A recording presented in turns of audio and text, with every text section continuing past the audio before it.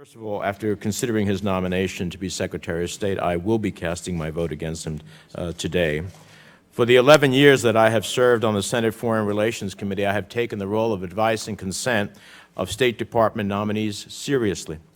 And while considering hundreds of nominations for both Democratic and Republican administrations, even where I disagreed with the nominees' views, especially when they were just espousing the views of an administration, I have often supported them if the other qualifications of the position I considered important were met.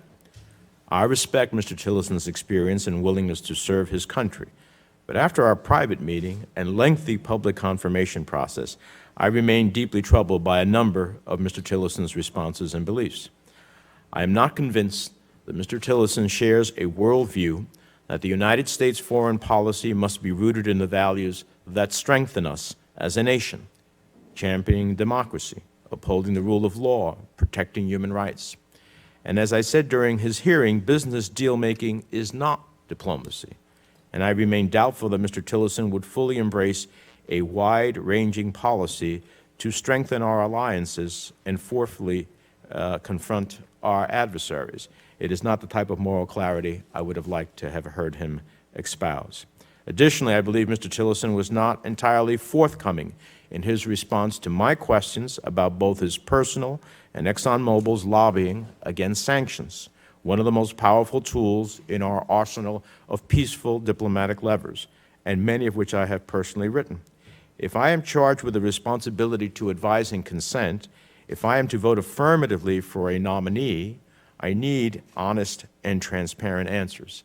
I simply do not feel I got them from Mr. Tillerson on these questions. Finally, as I said at a hearing, at a time when Russia's continuing aggression around the world and interference in our election must be at the top of America's diplomatic agenda and our chief concern to our Secretary of State, it is incredibly troublesome that Mr. Tillerson and President Trump had not even discussed the specifics of their Russia policy.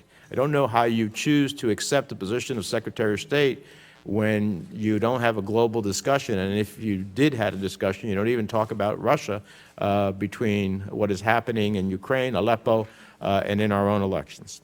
So I believe Mr. Tillerson proved he lacks the sufficient knowledge or regard for the norms and necessities that so much of our modern diplomatic and security efforts depend upon. And I believe the American people deserve a chief diplomat to fully advocate for the interests and national security of all. I just did not get that from the process of this confirmation, and so therefore I will be voting no.